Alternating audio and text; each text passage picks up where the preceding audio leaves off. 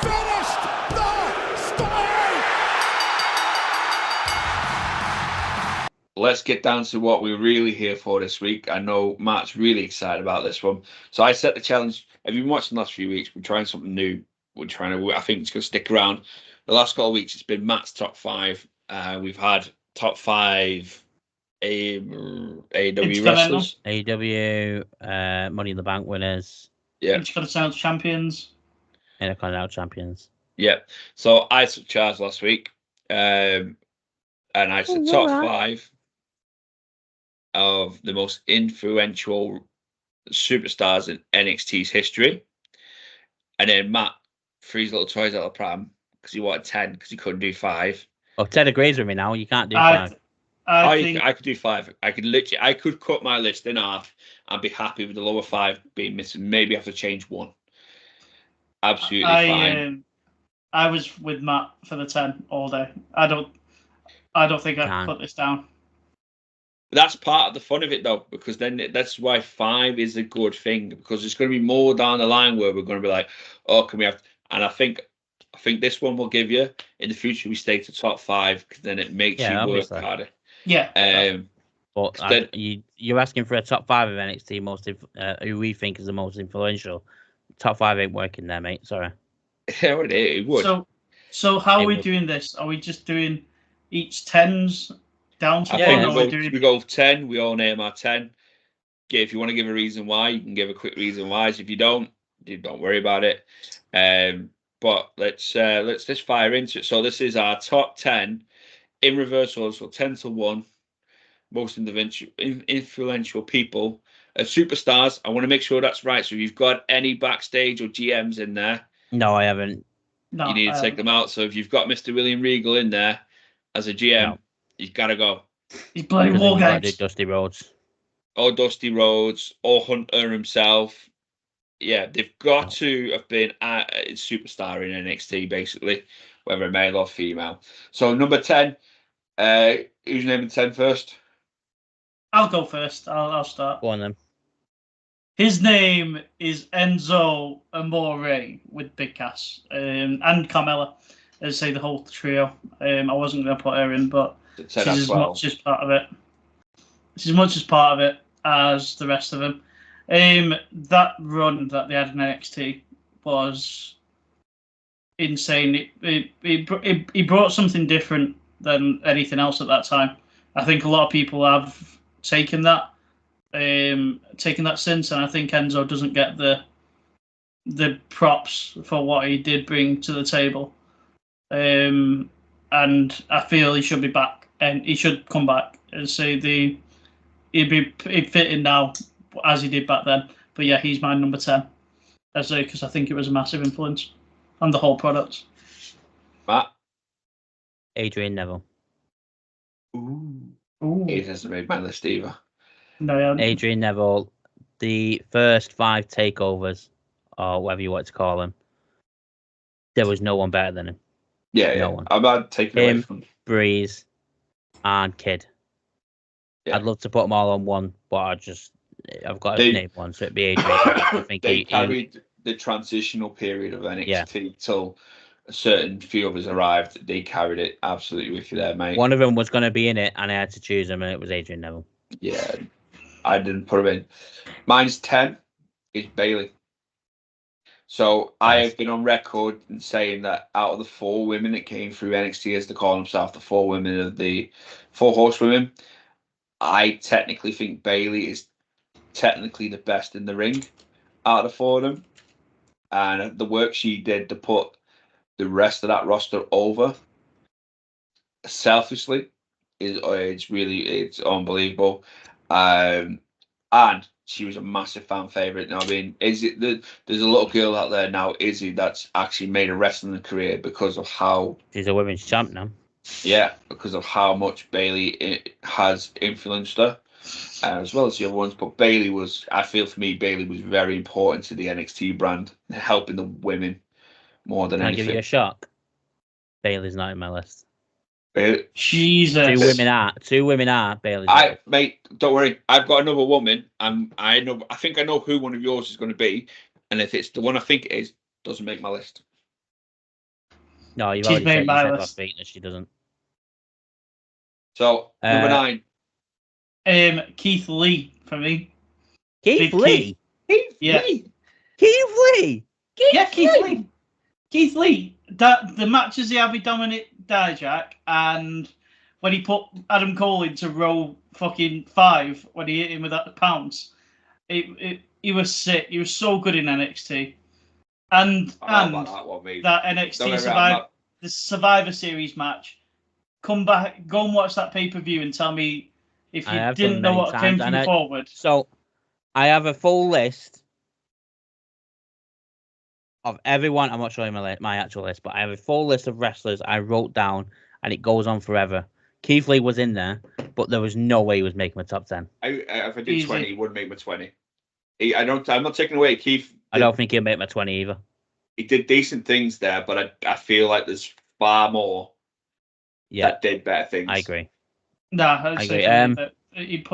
He put me on. He was like the biggest, beefiest guy in that time, say by miles. And like I don't think if Keith Lee weren't here, you don't have the Bronson Reeds that we have now.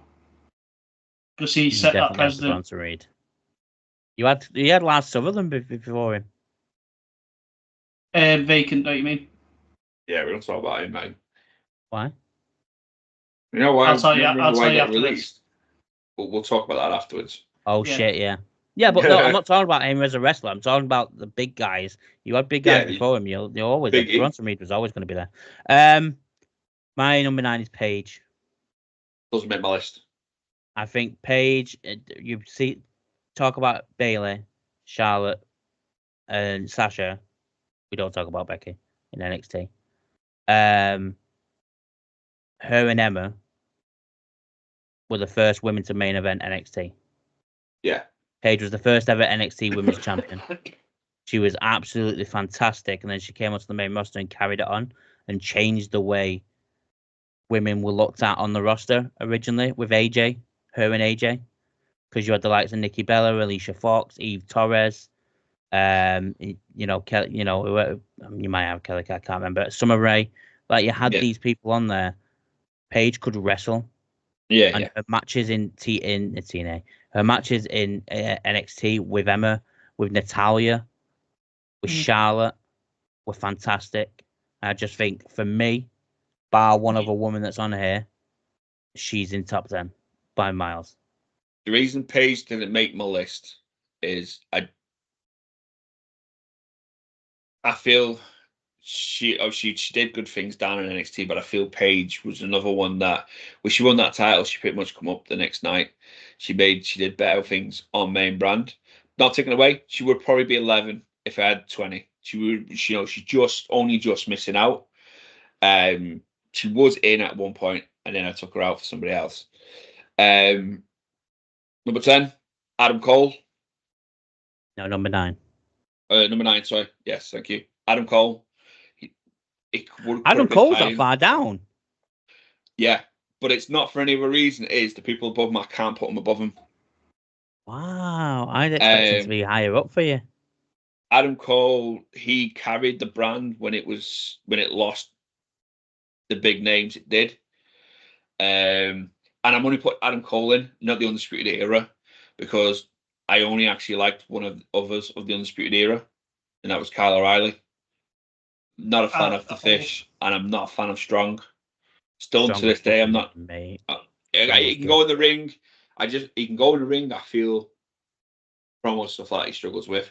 But Adam Cole, for him to do what he did and then refuse to go to the main roster because he was worried about Vince burying him, and he stayed down there. And Adam Cole did things, but like I said, he could be higher, but I've got more for me above. I'll go first on 8. And we talked about this earlier on. Paige won the title and was in there for 2 years before she got called up. I had to double check it. See, I didn't. I felt like it was like the next night. Yeah, it was 2 years. Next one for me. We talked about this. We've agreed about this one before we came on air. Is DIY, and also Johnny and Tommaso as separates. Fuck me. I didn't see your top 5 is. What is your top I swear, 5? Danny, Drew McIntyre's in your top 5. It's not in my list. I was fucking God. Drew's not on my list. He was in there shorter than Paige. The reason these two are in there as a tag team, one of my favorite tag teams in NXT history. One of my favorite tag teams on the main roster right now. But then as a separate entity, absolutely love them. I feel they could have went up higher if Tommaso didn't get injured. That's what's holding them back on my list, because I didn't see a lot of Tommaso with his injuries. Johnny, I didn't enjoy the way. I didn't enjoy that whole way with Johnny. For me, that was Johnny helping out Austin and Indy. That was him doing, so to help them out, getting them over. Yeah, but DIY wrestling, like American Alpha and stuff like that, and AOP. It was just brilliant. But yeah, if Tommaso stayed fit on his solo run and when he was with them, we would have had them up a lot earlier, and they would have been a lot higher up my list. That's so. Coincidentally, mine is Adam Cole, and I'll just say for the same reasons as John. I was going to put the Undisputed Era in with them because I liked them all, but if you're keeping them out, I'm going to keep them out as well. But I think Undisputed Era is the biggest, was the shield of the NXT. They're the biggest group that they've ever had, or most successful. But that's me. That's that I'm done. Number 8, Matt Riddle. What? Are you okay? Come on now. Are you putting Keith Lee in your fucking list? No, Matt Riddle's not in my list. Number 8, Shinsuke Nakamura. Nak hasn't made mine, surprisingly, What? I really need to know who your top 5 is, because I know 2 of them. I'm confused at the rest. Maybe 3, actually. My next one you probably got in your top 5. Shinsuke, number 8. He was absolutely fantastic in NXT. Nothing needs to be said about him. Every match he had was 20 out of 10. Dave Meltzer probably hated it. His entrances are still my favourite entrances. Yeah. Bar none. I was there for NXT Orlando. And no one likes to show off, Teddy. Just because you've been to a I was there at Download when he made an appearance. But his entrance, everyone after the match, and when we were walking out, we were all chanting it all the way down, out of it. Fucking mint. He was so good. Music, but yeah, Shinsuke number 8. So now we're on 7, right? 7. Well, Matt, you go first then. Samoa Joe. That is my top 10. I need to know who your top 10 is, because I'm so confused. I thought Samoa Joe would be in your top 5. No. We're there long enough. Samoa Joe. Do you want me to explain? 7. Do you want me to explain why Samoa Joe wasn't in there? Go on. Same reason Drew McIntyre's not in there. For me, they were already superstars who, seen how good the black and gold brand were doing and wanted to get a share of it before they went to the main roster. Don't get me wrong, they did bits. Samoa Joe was probably one of my favourite ready-made superstar that came in there. I'm just seeing Samoa Joe on my rewatch now coming in. Him and Finn tagging in Dusty Classic. Loved it. I just feel they were some of the ones that were cashing in on how popular the other guys made that brand before they came in. But Samoa Joe was there for a good while, weren't he? Yeah. I'm not saying that longevity. I just feel like Samoa Joe, when he came to WWE, could have went straight to the main roster. Yeah. But no, I know he was already made. He was already made star. I just feel like Samoa Joe in NXT made matches with Finn Balor were fucking 10 out of 10. And like Ciampa and stuff like that for me. I'm not taking it away from him, but I have that they were cashing in the popularity. But you could say the same about Adam Cole. No. No. Why? Adam Cole was already self-made. Everyone knew who Adam Cole was. If you're not, unless you're an absolute. I wasn't, and I knew who he was. You say it all the time. If you were a WWE guy only, and I'm saying, I know you said we're talking about right now, but back then, I didn't know. I didn't watch anything independent. I knew Adam Cole though, because it was all over the internet. Yeah, I think because of how much he blew up with Adam Cole coming up, the hype behind him, that some there, but a lot of people wouldn't have known who Adam Cole was until he came in. No, I disagree. That's What are we on, why 7? We are on 7, yeah. Bad news, Barrett. Wade Barrett. The NXT winner, yeah. Nexus took NXT from being this daft little competition to actually being serious. Now, and I didn't want to put the whole Nexus in because some of them are absolutely terrible. Kip and the rest, some of the other one. But yeah, but Wade Barrett took it to a new level with Nexus, and I feel a list without Barrett in it, it's not a proper NXT list. So I didn't put Barrett in because I feel like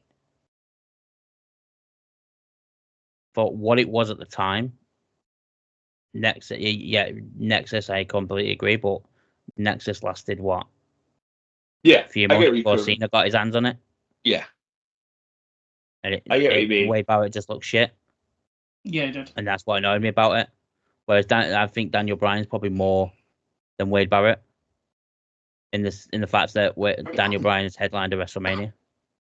Yeah, I get that. And he's a 3-time champ, but that's just my opinion. Yeah, no, I get that. I just feel like the Nexus, they put eyes on NXT. What was NXT then? Yeah, exactly. My number 7 is Paige. You don't get the women's revolution without Paige. You don't get the anything we have now, women's wise in WWE. You don't get without Paige.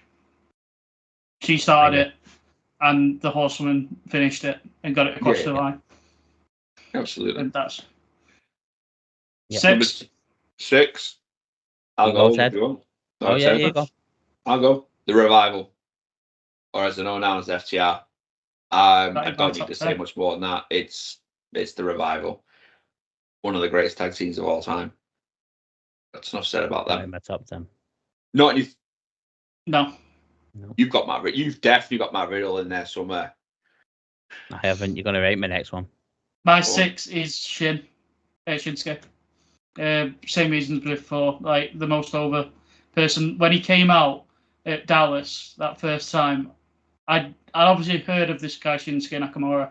I'd seen little bits here and there from the internet, but wow, what a entrance! I knew he was a big deal from the off, and like I say, the entrance music, when Thingy comes out on the violin, he's such a intense entrance. I love it. It is a special entrance, and like I say, seeing it and being there around it, it's got bias. But it's my number 6. I've been to Mania. Twice. Oh, we've been to Clash. Yeah. No. Number 6, The Ascension. Yeah, I agree. Yeah, I can agree with that. They're not in my top 10, but they're not the Ascension. He's fucking about. Number 6 is Adam Cole in the Undisputed Era. You're gonna have a collective. Fair enough. Yeah, I just think the Undisputed Era, without the War Games matches, tag teams, North American titles, world titles they held, mate, as a collective, and just Adam Cole on his own as well. That era of NXT, where Adam Cole and the Undisputed Era absolutely ran NXT, and that's what everyone compares things to nowadays. I just think I think it needs to be higher myself. Fair enough. Number 5 then. Right, so let's just get a collective. So none of us have mentioned Finn yet. None of us have mentioned KO. Or some Sammy. of the women haven't been mentioned.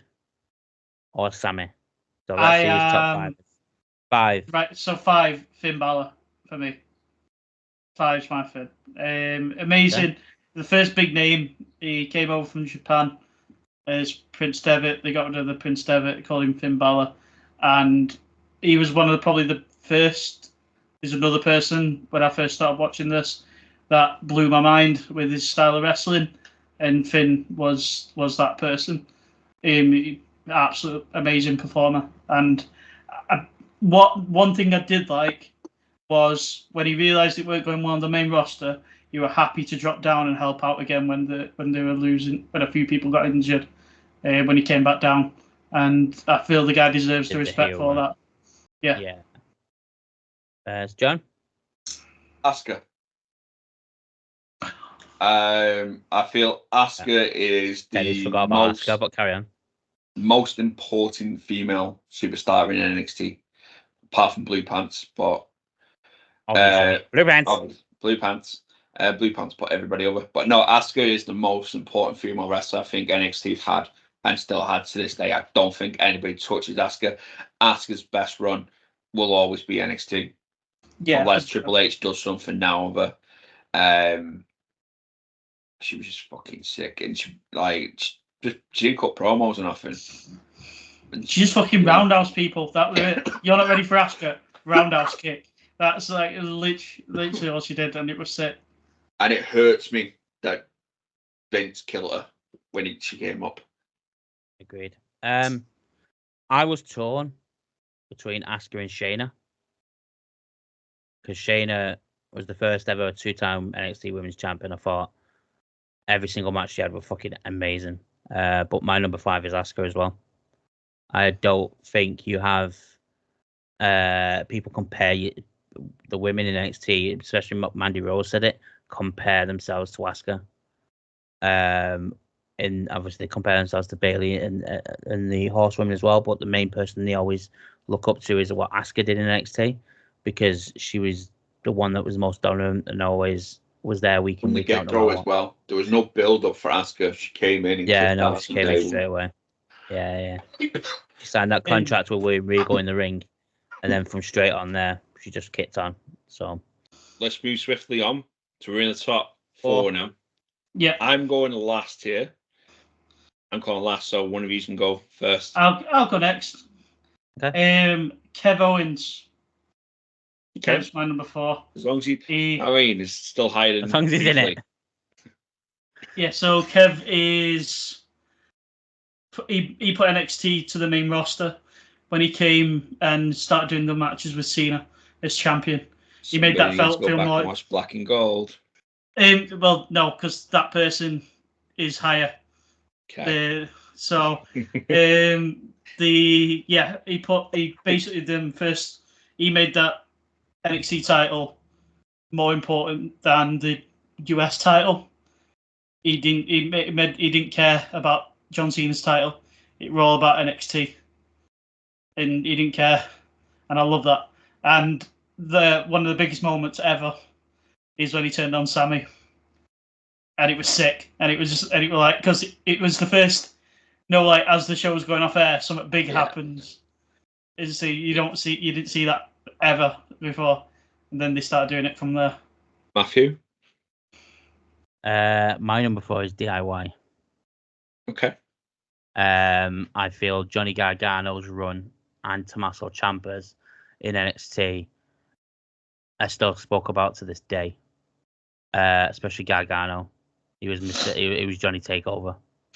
Every single Takeover match was absolutely phenomenal. There wasn't one, even like the likes of Andrade he had matches with, was so good. And yeah, the way was crap, and we know it was. But bar the way, which was in like 2020, COVID years, where literally it all closed down and they didn't sign anyone, and they were trying to deal with what they've got. Everything Johnny Gargano and Ciampa did before that was mint, and then Ciampa on the verge of NXT 2.0 and the original NXT and the stuff he did there to get Braun Breaker over was immense as well. So DIY. Number 4. I know we haven't really mentioned people on the stream this week when we were talking about mentioning the Shield. There's only one member of the Shield for me that makes my list, and that's Seth Rollins. He was I'm surprised he's made you top 5. He was the inaugural NXT Triple H's NXT champion. But for me, what was important about him and NXT, he was the first of the indie darlings, as they like to be called, that broke through the mold.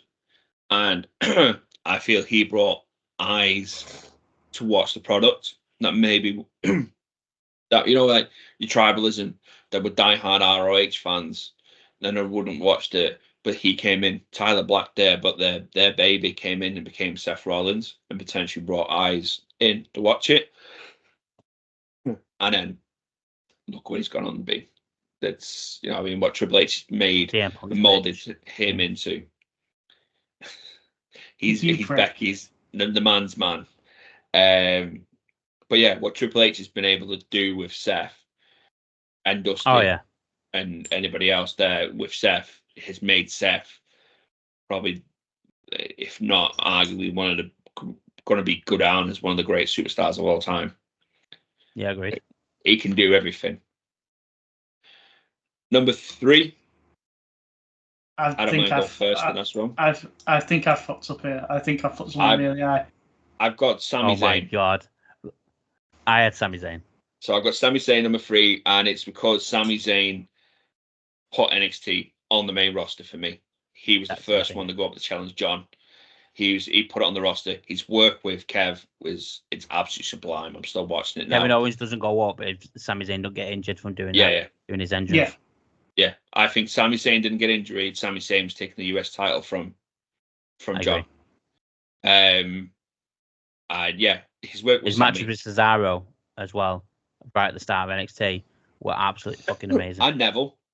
His work with Neville. Yeah. The match with Nat. Did he have a match with Justin Liger? Was it him that? No, that was Tyler Breeze. Was it Tyler Breeze, that one? He had the one with Shinsuke though, didn't he? Yeah, he put Shinsuke over. But Sammy's my third for that reason. Yeah, Sammy's my third. Ted. So can we guess?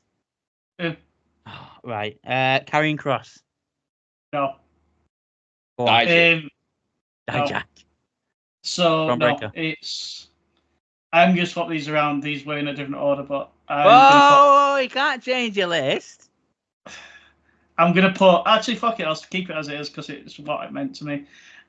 So it was number 3 is Aleister Black for me. I forgot about Aleister Black. I didn't forget about him. Aleister Black was sick. He didn't need the belt to make things feel big. He had a storyline with Velveteen Dream where all Velveteen Dream wanted was Aleister Black to say his name, and that was a whole feud. The character was was the right. It had the spooky bullshit, but it didn't rely. It was just a more unease than it was spooky, if that makes sense. He came out of the casket, but it didn't really matter. And just the Black Mass for me is like the best finisher. Well, one of the best finishers that's out there. But it's not now because they fucked it into AEW, and I hate them for it. And say when the Black Mass first came out in NXT, where you were just knocking people out left, right, and center, and say the one he did against Lars, who you mentioned, when he broke his jaw, was the best thing to ever happen for him because it made it look even stronger, and it was so good. It was so good. I love him. And I saw his debut. No one's got Ricochet in top 10, by the way, or Velveteen, no. Velveteen because of what's happened. I don't mind going for number 2 then. Kev Owens. Kev Owens, saying pretty much echoing what Ted said. He did then pick up what Sammy left, unfortunately through the injury. His run with Sammy, everything he did in NXT, everybody was just great. He destroyed people. Kev did what Kev should have done, and what Kev should still be doing today is just destroying people. And yeah, he at that time he gave any NXT title that edgier stuff that needed, because the previous champions were Sammy, Adrian, Neville. They were all squeaky clean at that point. They were all major faces, where he gave it the heel run that it deserved. Yeah, 100%. Now go next. Yeah, go on. My number 2 is Finn Balor. Ooh. The reasons you've already said about Finn. Finn was incredible.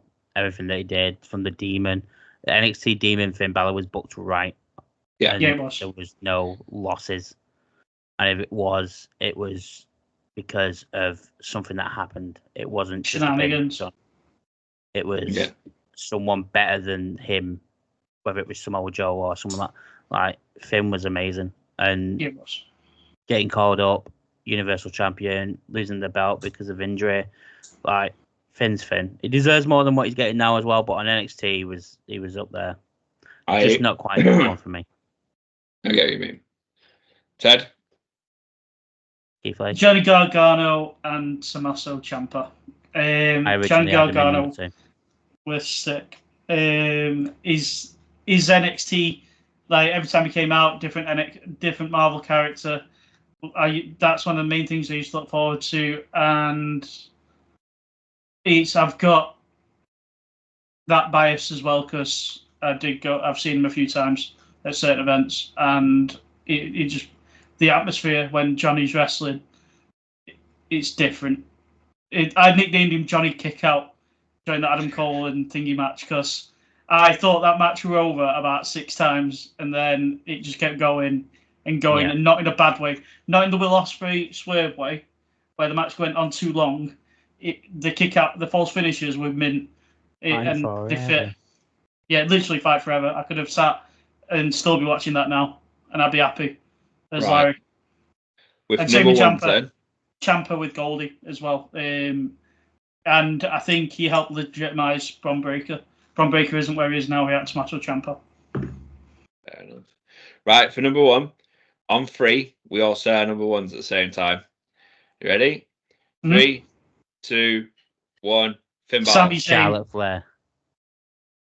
I think you're pulling my leg there. You put Charlotte Flair as number 1. Kevin Owens. Hideo Itami. You said? Hideo Itami. Hideo Itami? No, Sami Zayn. I actually because of the Keith Lee thing. I actually believed you. Yeah, you put Keith Lee. I've gone Finn Balor. I don't mind explaining Finn Balor first. I'm rewatching it now. Finn Balor put NXT on the map. He personally, for me, made me watch NXT.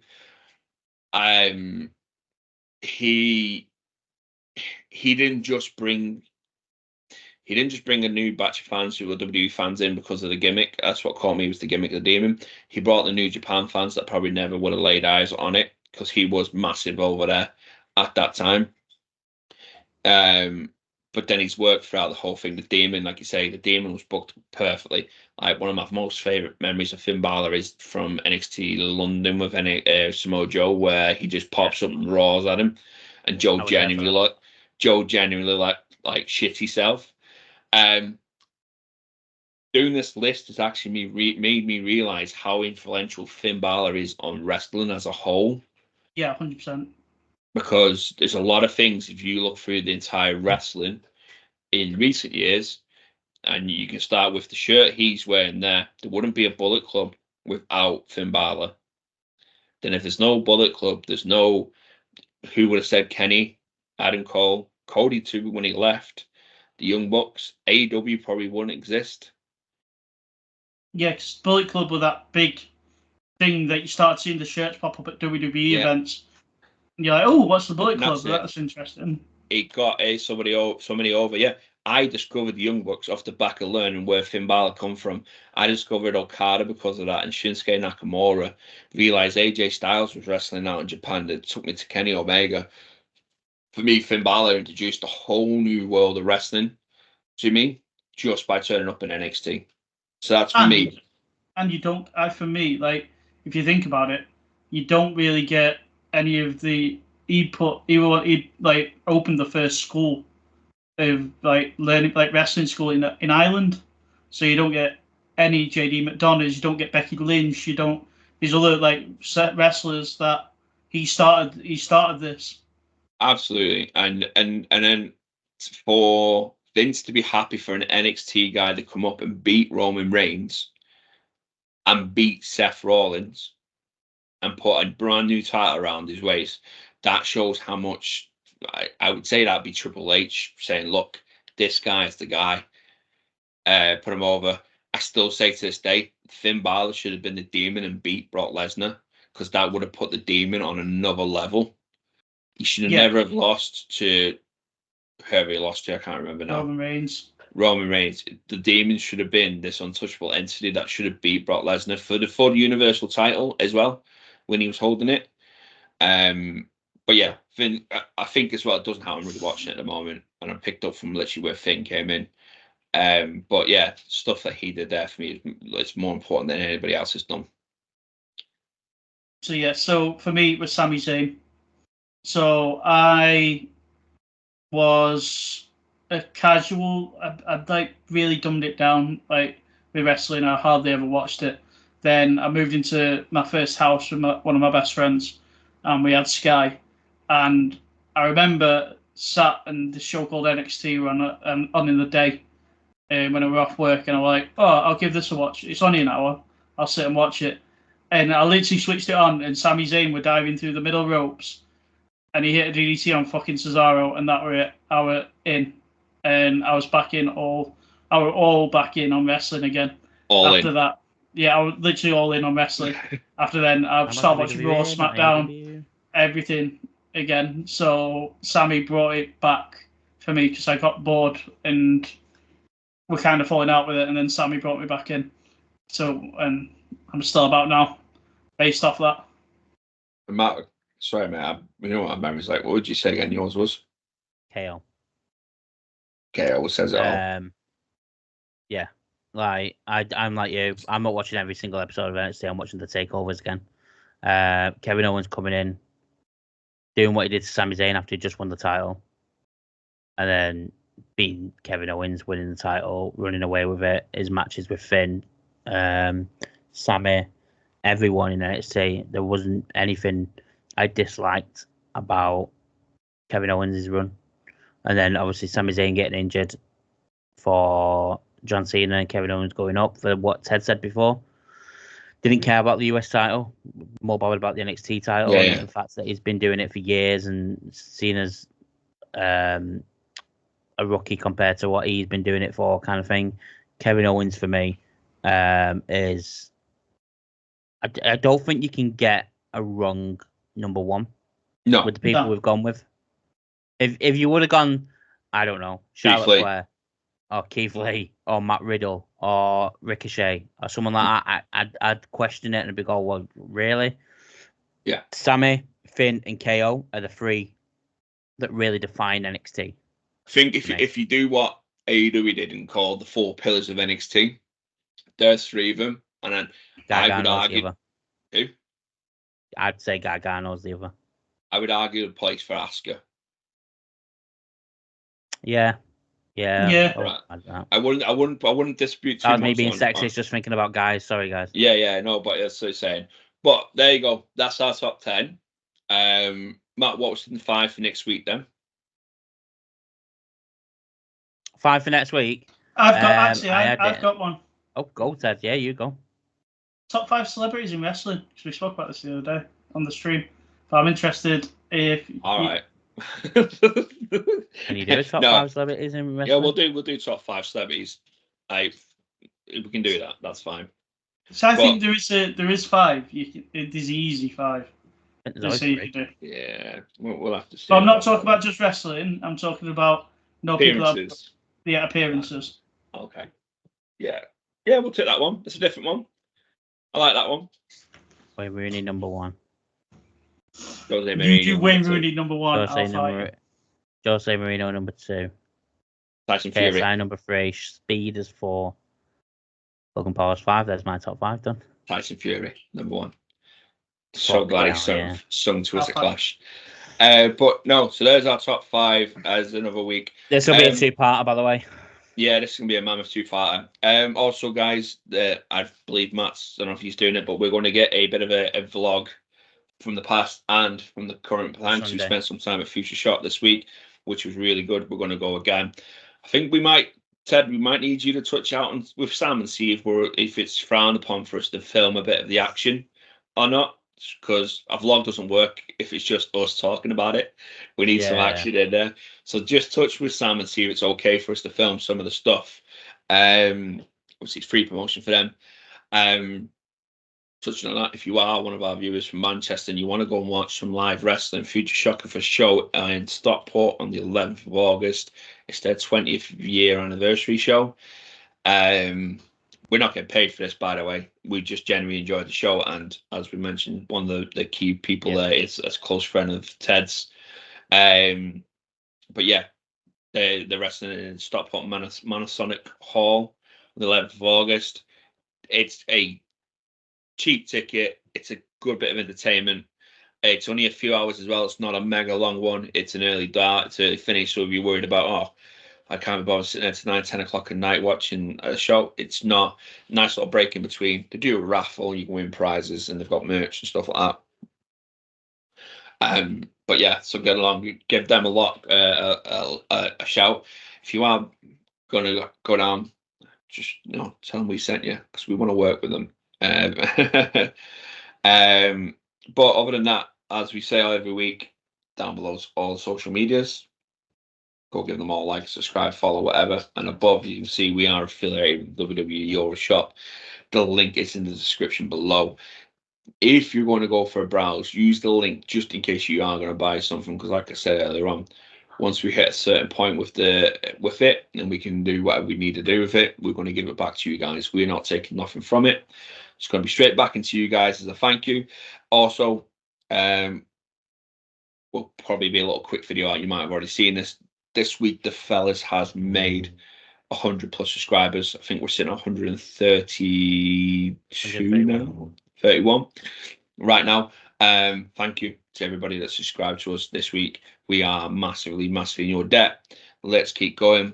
Road to 200 is now begun. We're not going to be egotistic and say roll to 500 and 1,000. We'll take in every step as we can. Roll to 200 begins now. So if you are one of our new subscribers, one of us who joins us in the stream, share it with your friends, get them in there and get it in. I think the giveaway we're going to do in the future will be for subscribers and followers. So yeah, thank you very much from all of us. And I think we said it a lot on the streams this week as well. Appreciate you all. But yeah, look out for the little mini vlog videos coming. I think they're only going to be short, aren't they? They're going to be a little short video. And whatever else we've got planned coming up in the near future. But guys, it's been fun as always. It's been a stressful week. A weekend off this weekend.